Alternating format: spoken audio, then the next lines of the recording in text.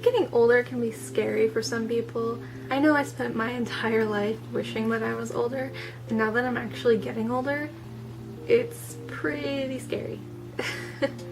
Not scary as in I'm worried about being lost at sea or getting hurt and my mom not being there for me, which is kind of scary now that I think about it. Crap. More scary in the sense of having to like take care of my own finances and stuff because I've never really done that before. Anyway, today I'm going to talk to you all about some tips that I have kind of thought up and yeah, about transitioning into adult world. Disclaimer, I am only 18. I'll be 19 next month.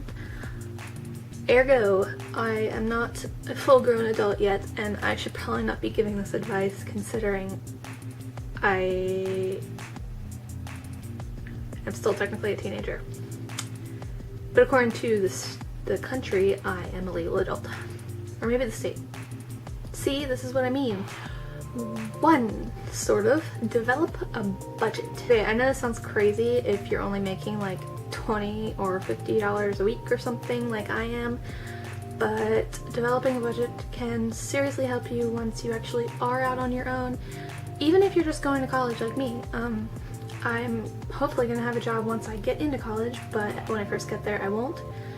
Either way, I still need to have some kind of budget so that I don't wind up flat broke or not being able to pay for the things that I really need.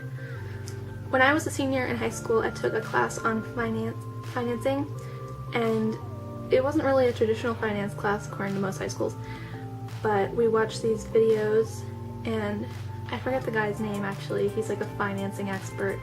He had this idea that I thought was really cool called, is that a spider? Wait, that's not what it's called. It's called kind of like the grandma budget, because I guess it's what people used to do back in the day. But you take the money that you need for the month and you put it all into envelopes, and once it's gone for like entertainment or bills or whatever, it's gone.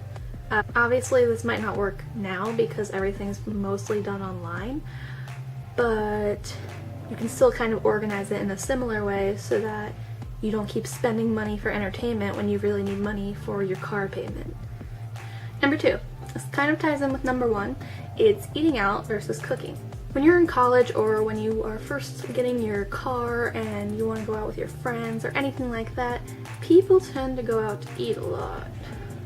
This obviously is not the wisest choice because you are like, oh, I'm only spending $5, but you're going every day. And in the course of a week, that's what, like $35? And in the course of a month, that's $140, which is $1,600 a year. Well, over $1,600, but you get the point. That's a lot of money. A lot of money that you could be spending on other things. Obviously, I'm not trying to persuade you not to go out to eat because that's a nice thing to do once in a while, but it's a better alternative if you learn to cook or have some meals set up at home so that you aren't spending money constantly.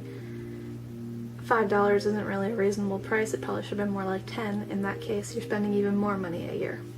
Plus, if you have a boyfriend or girlfriend who doesn't love a home-cooked meal. Number 3, keep in touch with your parents. Obviously, everyone has different relationships with their parents. I personally have like a fairly typical relationship with my parents. I'm really close to my mom. My dad handles the financial, educational, that kind of end of things. But, you know, he's there. When you go away, you want to keep those connections with your parents, especially if you get in a bind and you need like $50 for your cell phone payment. Yeah. Hi, Mom! Number 4, get rid of friends that don't benefit you.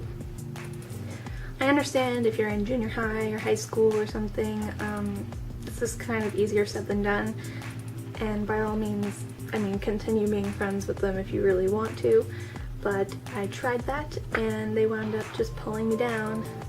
I think this has been another one of my videos actually too, but when you're going out into the adult world, you can't really afford to have friends sleeping over your apartment every night or asking for food or asking for gas money or something. You're going to have to learn the consequences and figure it out on their own. Number 5, start making connections. This is kind of hard to do when you're my age, and you still haven't actually gotten into college, but when you if you do start getting into when you get into college, there are clubs and sororities and fraternities and blah blah blah that can really lend some really great connections once you're out of the real world. Scary, yeah. If you're not in college, there's so many other ways that you can get connections, just by applying for internships or doing some freelancing work, just so you can like get the ball rolling with some people that are higher up on the food chain than you at this point in time. LinkedIn, great resource. Number 6. Don't grow up too fast. That's it all. You still want to have fun when you're a kid. I mean, 18 does not mean you automatically have to start wearing a blazer and a tie and going out for coffee with your coworkers. Number 7, stay home as long as possible. I read in a few different places, millennials aren't buying homes anymore because it's way too expensive. If you can stay home as long as you can, even after college, you can save money to buy a house or rent a house. The list goes on. Number 8, thrift/budget shopping. Goodwill is your friend. I think that's all I need to say. But please, clean what you buy.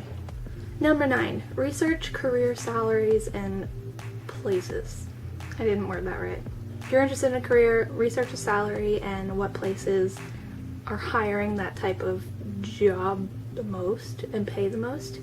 I think salary.com does this, so there you go. Follow us on Twitter at TheFlipSide YT, or is it FlipSide YT? TheFlipSide? It'll be right here.